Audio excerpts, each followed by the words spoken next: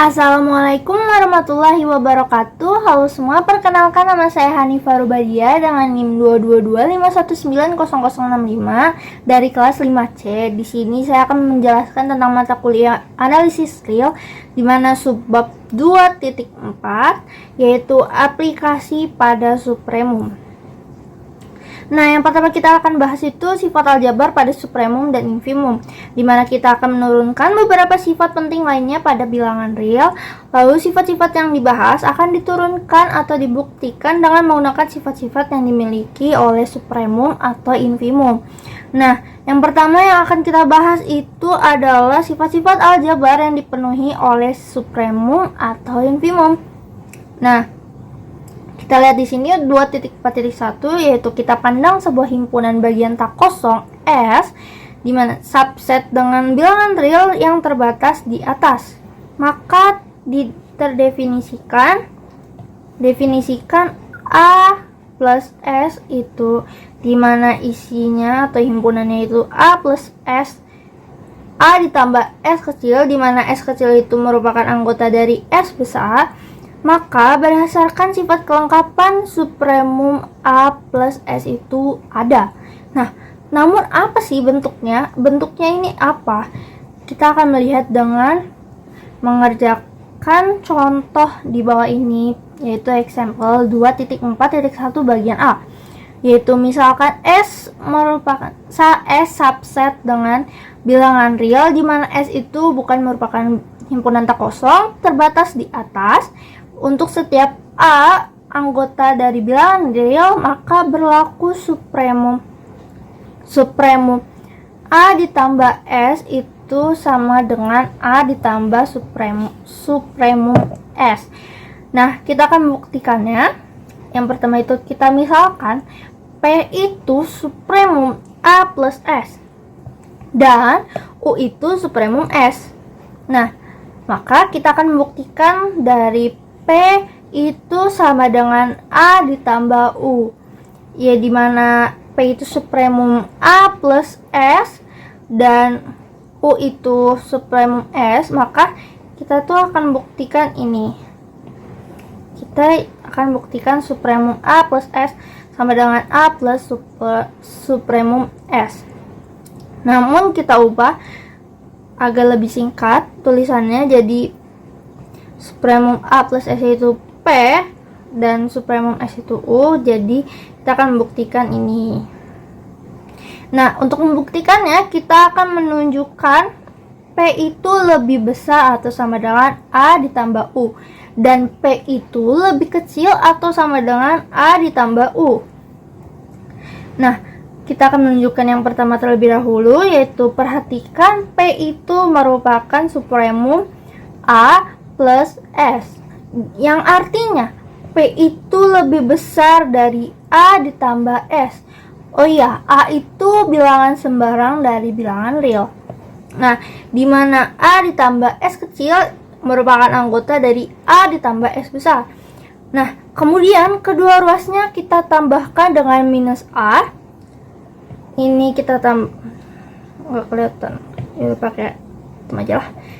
Ini kita tambahkan dengan minus A, ini kita tambahkan dengan minus A. Karena ini sudah ada A-nya, maka A di sini hilang. Maka kita dapatkan itu P dikurang A lebih besar atau sama dengan S kecil, di mana S kecil itu anggota dari S besar. Nah, ini berarti P dikurang A itu merupakan batas atas himpunan S. Batas atas himpunan S ya. Nah, karena P sama dengan A itu merupakan batas atas himpunan S, ini mengakibatkan P dikurang A itu lebih besar atau sama dengan U. Nah, lalu kemudian kita tambahkan lagi kedua ruas ini dengan A. Kita tambahkan A, ini tambahkan A. Nah, karena ini ada min A, ini A-nya jadi hilang, maka kita peroleh P itu lebih besar atau sama dengan A ditambah U. Nah, kita berhasil menunjukkan yang ini. Selanjutnya kita akan menunjukkan bagian yang ini, yaitu yang kedua. Pernyataan kedua yaitu perhatikan U itu supremum S, dimana artinya U itu lebih besar atau sama dengan S, dimana S kecil itu merupakan anggota dari S besar. Kemudian kedua ruas kita tambah dengan A. Kedua ruas ini kita tambah dengan A, tambah A, ditambah A, maka kita peroleh A ditambah U itu lebih besar atau sama dengan A ditambah S. U itu supremum S ya. Nah, di mana A ditambah S kecil itu merupakan anggota dari A ditambah S besar. Nah, ini berarti A ditambah U itu merupakan batas atas dari A ditambah S besar. Nah, karena batas atas dari A ditambah S besar, ini mengakibatkan P itu lebih kecil atau sama dengan A ditambah U ya. Nah, berdasarkan dari pernyataan 1 tadi dan pernyataan 2 itu terbukti bahwa supremum A ditambah S itu sama dengan A ditambah supremum S. Ini itu sudah terbukti ya. Selanjutnya itu ada example 2.4.1 bagian B, dimana misalkan A dan B itu subset dengan bilangan real, dimana B bukan merupakan bilangan himpunan tak kosong, dan berlaku A kecil itu lebih kecil atau sama dengan dari B kecil, dimana A kecil merupakan anggota dari A besar dan B kecil merupakan anggota dari B besar, maka supremum A kurang dari atau sama dengan infimum B. Nah, kita akan membuktikan ini. Kita akan membuktikan bahwa supremum A itu lebih kecil dari infimum B. Nah, kita buktikan. Ya, kita tulis buktinya di bawah ini, yaitu akan dibuktikan supremum A lebih kecil atau sama dengan dari infimum B. Ini ya. Nah, karena di sini sudah tertera ya, kalau karena A itu lebih kecil atau sama dengan dari B, maka dimana A itu merupakan anggota A besar dan B itu merupakan anggota B besar, maka B itu merupakan batas atas untuk himpunan A berdasarkan sifat kelengkapan. Oh ya, ditulis dulu. Merupakan batas atas untuk himpunan A berdasarkan sifat sifat kelengkapan. Nah, karena B itu merupakan batas atas untuk himpunan A, ini berarti supremum A itu lebih kecil atau sama dengan dari B. Kita tulis yang artinya supremum A itu lebih kecil atau sama dengan dari B. Nah, lalu karena supremum A itu lebih kecil atau sama dengan dari B, ini berarti supremum A itu merupakan batas bawah himpunan B. Maka kita tulis ini berarti supremum A merupakan batas bawah dari himpunan B. Nah, maka akibatnya terbukti, maka akibatnya belum terbukti. Akibatnya supremum A itu lebih kecil dari infimum B. Nah, terbukti. Nah, maka supremum A lebih kecil atau sama dengan dari infimum B itu sudah terbukti ya. Karena supremum A itu batas bawah dari himpunan B. Akibatnya supremum A itu lebih kecil sama dengan infimum B. Itu terbukti ya. Nah, selanjutnya kita akan membahas supremum dan infimum pada fungsi terbatas. Nah, apa sih fungsi terbatas itu? Definisi fungsi terbatas itu misalkan diberikan suatu fungsi f di mana domain fungsi f di mana domain d itu ke arah bilangan real dan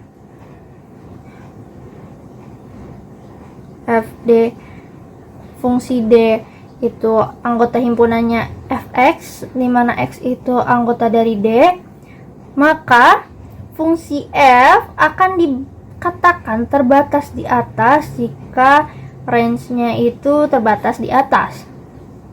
Lalu fungsi f itu dikatakan terbatas di bawah jika range-nya itu terbatas di bawah. Nah, lalu untuk fungsi f itu dikatakan terbatas jika himpunan f itu terbatas di atas dan di bawah, yang dimana ekuivalen dengan mengatakan ada m lebih besar dari 0, sedemikian sehingga nilai mutlak dari fx ini lebih kecil atau sama dengan dari bilangan m ini, dimana x itu merupakan anggota dari d ya. Nah, kita karena belum terbayang, mungkin kita gambarkan dengan grafik ya. Seperti ini. Kita gambar grafiknya. Lurus sih.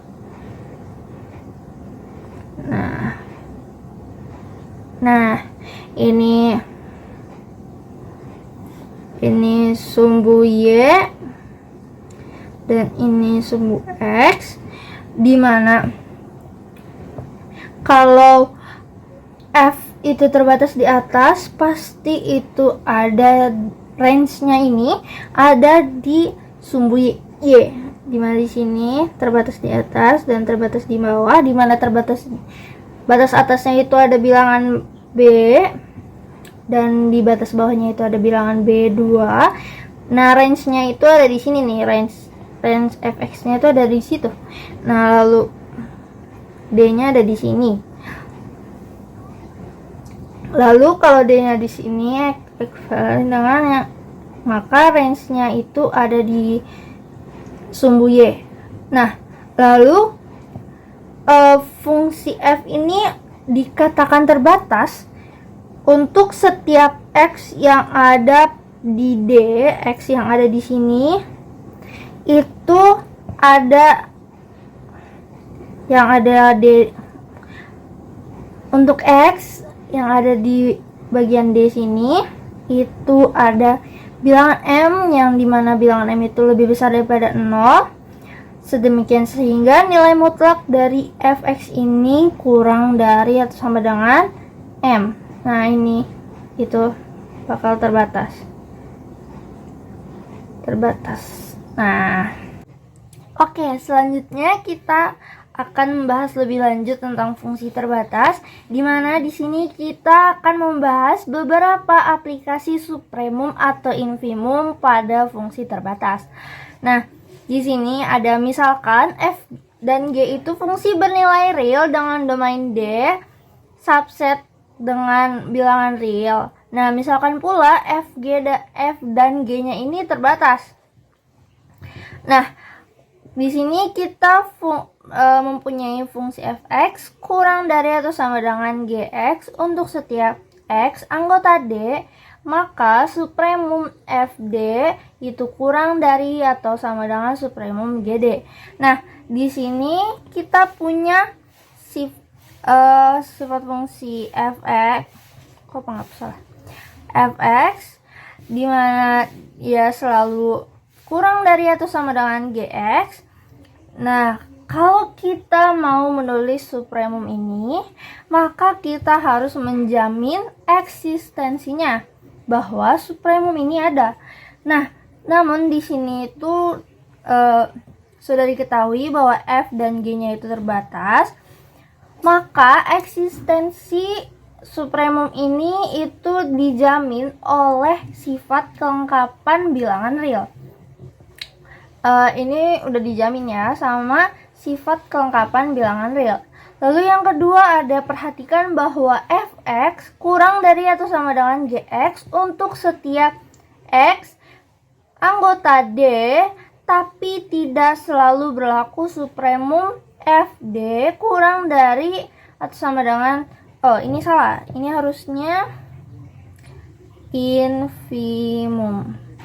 Itu harusnya infimum ya, bukan supremum. Jadi tidak selalu berlaku supremum fd itu kurang dari atau sama dengan infimum gd.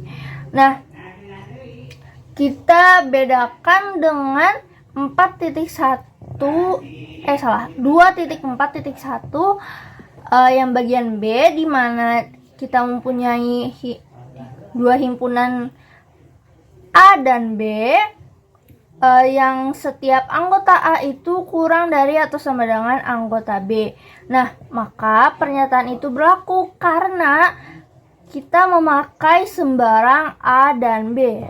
Nah, tapi di sini itu kurang dari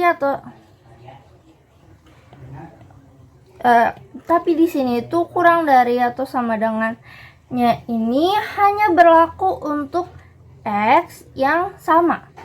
Oke, kalau X yang sama itu tidak selalu berlaku FD kurang dari atau sama dengan infimum GD. Namun kalau misalnya kita ambil sembarang seperti pada contoh 2.4.1 yang bagian B itu ambil sembarang bilangan A dan B itu, maka pernyataan ini berlaku.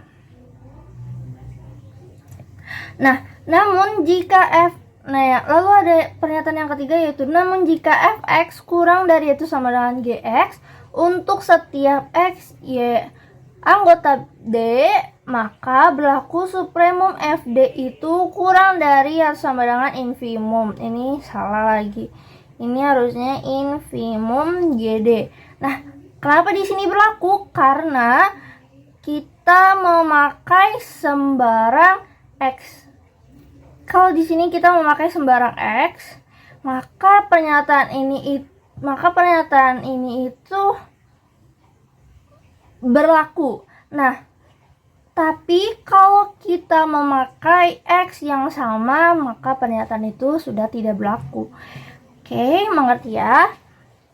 Lalu di sini ada contoh example 2.4.2 bagian A, yaitu misalkan fg ini fungsi bernilai real dengan domain D subset bilangan real, misalkan pula fg ini terbatas.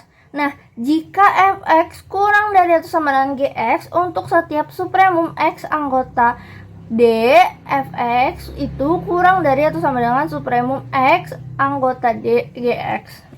Di sini kita akan membuktikannya. Nah, aduh jatuh. Batakan. Nah, di sini kita akan menunjukkan bahwa supremum x anggota D itu fx itu kurang dari atau sama dengan supremum x anggota D gx. Kita tulis akan ditunjukkan supremum x anggota bilangan D fx kurang dari atau sama dengan supremum x D gx. Nah, karena di sini sudah diketahui bahwa fx itu kurang dari sama dengan gx, karena fx kurang dari sama dengan gx, maka Gx itu kurang dari atau sama dengan supremum X anggota D Gx. Sehingga karena Gx itu kurang dari atau sama dengan supremum dari X anggota D Gx itu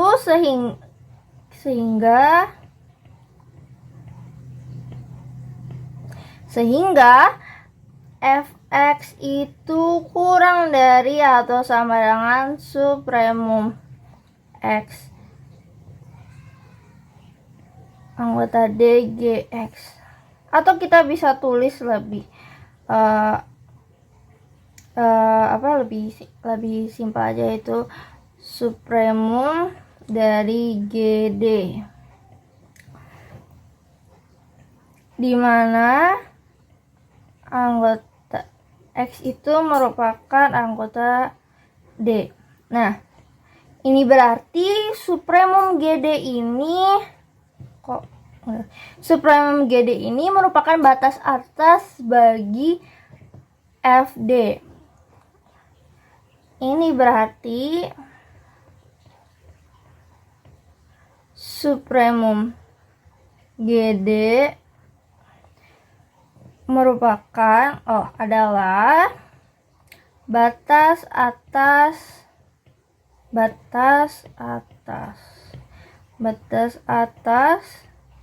bagi FD. Nah, karena supremum GD ini merupakan batas atas bagi FD, mengakibatkan supremum FD itu kurang dari atau sama dengan supremum GD. Maka akibatnya supremum FD itu kurang dari atau sama dengan supremum GD. Nah, ini sudah terbukti ya, sudah terbukti. Nah, selanjutnya misalkan Fg fungsi bernilai real dengan domain D subset dengan bilangan real, misalkan pula Fg itu terbatas. Perhatikan bahwa walaupun Fx kurang dari sama dengan Gx untuk setiap X anggota D tapi tidak selalu berlaku supremum FD kurang dari sama dengan infimum GD. Nah, ini sudah kita bahas sebelumnya, yaitu pada ini ya, pernyataan kedua ini. Nah, kita akan memandang fungsi Fx-nya itu X kuadrat dan fungsi Gx-nya itu X dengan ini salah, harusnya ini adalah D. Dengan D itu sama dengan, dimana himpunannya itu X sama dengan di antara 0 dan 1, dimana X-nya itu ada di antara 0 dan 1, yaitu X-nya itu lebih dari atau sama dengan 0 dan kurang dari atau sama dengan 1. Maka supremum FD itu sama dengan 1, dimana lebih besar dari infimum GD yang itu sama dengan 0. Nah, kita gambar grafiknya biar kita gambar. Ini contoh ini adalah fungsi G. Nah, ini tuh fungsi F. Nah, ini tentu beda ya, karena supremum FD-nya itu 1. Nah, sedangkan supremum infimum GD-nya itu 0, maka supremum FD itu lebih besar dari infimum GD. Nah, ini bisa kita gunakan untuk alasan atau pembuktian dari pernyataan sebelumnya yang ada pada di sini, pernyataan 2. Oke. Nah, ini tuh bisa digunakan dalam pernyataan 2 yang sebelumnya itu. Oke, selanjutnya kita akan membahas tentang sifat Archimedes, di mana ada teorema, yaitu untuk setiap bilangan real X terdapat bilangan asli nx, yaitu lebih besar dari x. Nah, x kecil di sini, itu merupakan notasi dari n, di mana n ini bergantung pada x kecil tersebut. Nah, kita akan membuktikannya, yaitu kita akan buktikan dengan kontradiksi, yaitu andaikan terdapat x0 merupakan anggota bilangan real sedemikian sehingga nx itu lebih besar dari x0, maka himpunan bilangan asli mempunyai supremum. Misal, U dikurang 1 kurang dari U.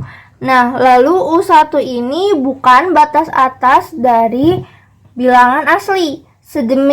Berdasarkan definisi batas atas, maka terdapat M yang merupakan anggota dari bilangan asli, sedemikian sehingga U dikurang 1 itu kurang dari M. Atau dapat kita tulis ulang dengan memindah ruaskan 1 tersebut menjadi U kurang dari M plus 1 yang merupakan anggota bilangan asli. Nah, hal ini tentu saja kontradiksi dengan U yang sebagai batas atas himpunan bilangan asli. Nah, selain itu ada dari teorema tersebut ada akibatnya, yaitu misalkan Y dan Z bilangan real positif, maka yang pertama itu terdapat N merupakan bilangan asli sedemikian sehingga Z itu kurang dari NY. Lalu yang kedua terdapat N merupakan anggota bilangan asli sedemikian sehingga 0 kurang dari 1/2 kurang dari Y. Lalu yang ketiga terdapat N merupakan anggota dari bilangan asli sedemikian sehingga N dikurang 1 kurang dari atau sama dengan Z lalu kurang dari N. Nah, itu merupakan materi dari sifat Archimedes ya. Selanjutnya kita ke eksistensi akar 2. Dimana di sini itu ada teoremanya, yaitu bilangan real positif, terdapat bilangan real positif sehingga x kuadrat sama dengan 2. Nah, buktinya yaitu kita definisikan terlebih dahulu. S itu dimana S itu mempunyai anggota himpunan S yang lebih besar sama dengan 0, dimana S kuadrat itu kurang dari 2. Maka himpunan S itu bukan merupakan himpunan tak kosong karena 1 merupakan anggota dari S. Nah, selain itu S itu terbatas di atas oleh 2 karena jika T lebih dari 2 maka T kuadrat itu lebih dari 4. Ini kita kuadratkan ya. Sama-sama kita kuadratkan, maka T kuadrat itu lebih besar dari 4. Sehingga T bukan anggota bilangan S.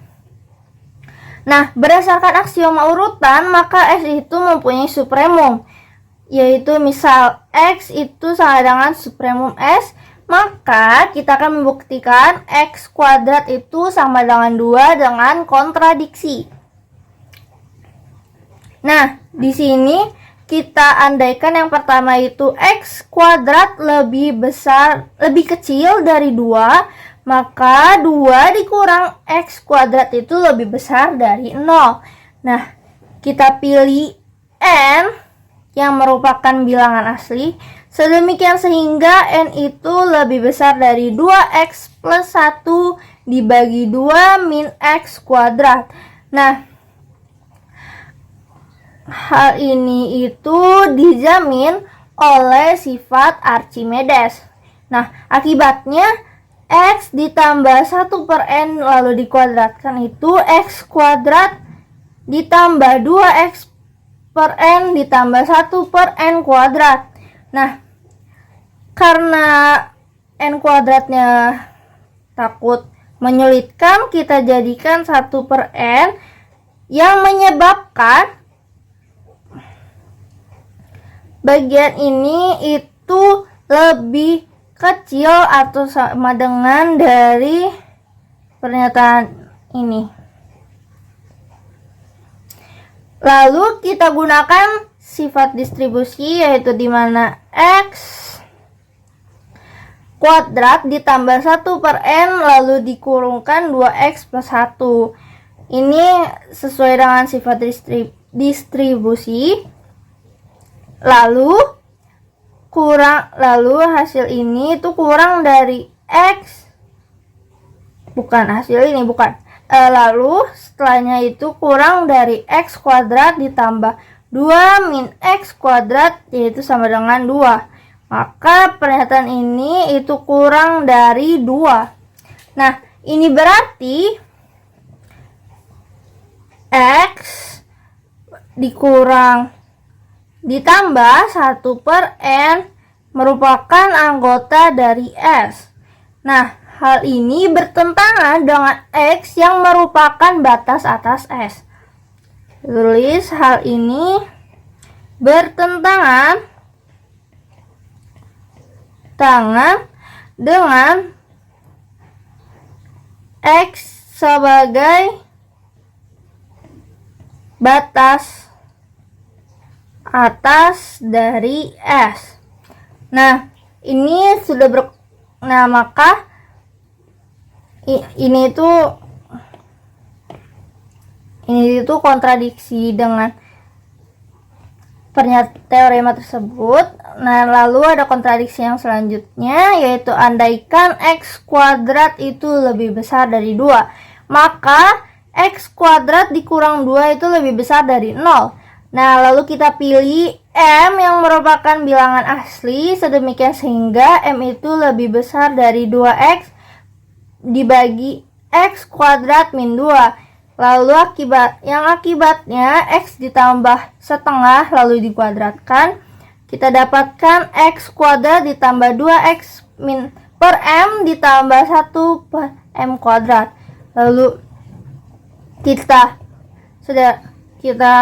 cari cara permudahan, yaitu x kuadrat ditambah 2x per m, di mana x kuadrat plus 2x per m itu lebih kecil dari ini.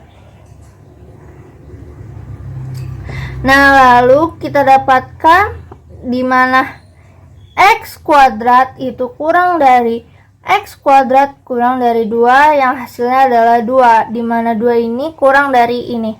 Nah, ini berarti x dikurang 1/m adalah batas atas s. Nah, maka hal ini berkontradiksi dengan x yang sebagai supremum s. Kita tulis hal ini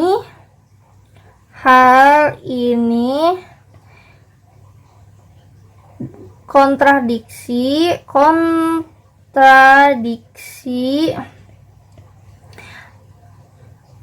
dengan x sebagai supremum dari s. Nah, maka karena kita sudah membuktikan ini x kuadrat lebih dari 2 dan x kuadrat kurang dari 2, lalu maka berdasarkan sifat trikotomi, berdasarkan sifat trikotomi, maka terbukti bahwa x kuadrat itu sama dengan 2. Terbukti. Nah, ini sudah terbukti ya.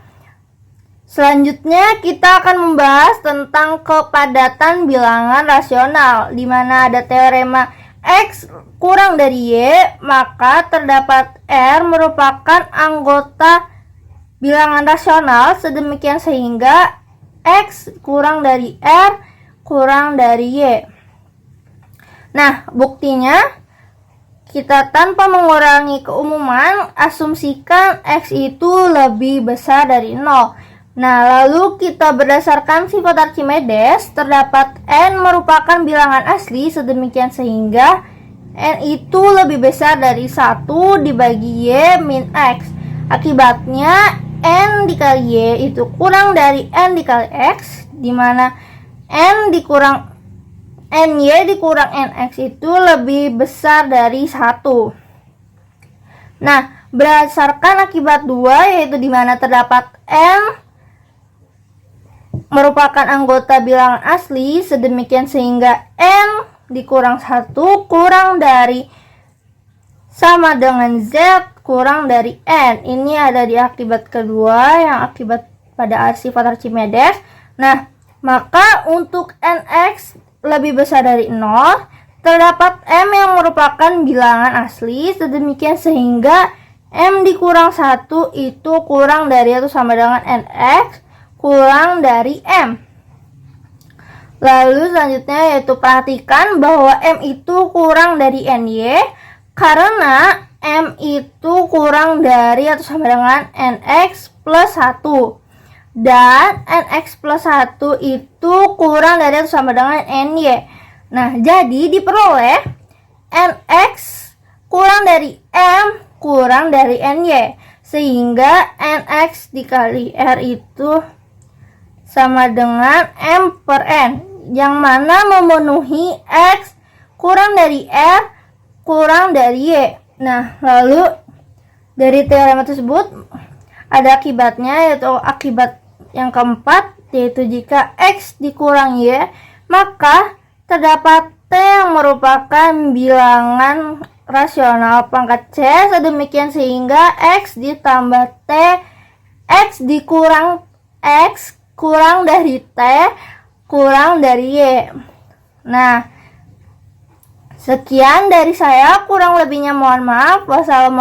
Wassalamualaikum warahmatullahi wabarakatuh.